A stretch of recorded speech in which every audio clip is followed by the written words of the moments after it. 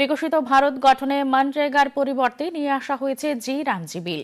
এর মাধ্যমে আগামী 5 থেকে 7 বছরে গ্রামীণ ভারতের অভূতপূর্ব পরিবর্তন হবে। রাজ্য অতিথিশালা সোনারতরীতে আজ সংবাদ মাধ্যমের সাথে কথা বলতে গিয়ে এই অভিমত ব্যক্ত করেছেন পঞ্চায়েত মন্ত্রী কিশোর বর্মন। তিনি জানান, শুধু কাজ দেয়া নয়, প্রতিটি ব্যক্তিকে স্বাবলম্বী এবং দক্ষতার মাধ্যমে উপার্জনশীল করে তোলাই হলো এই বিলের প্রধান লক্ষ্য।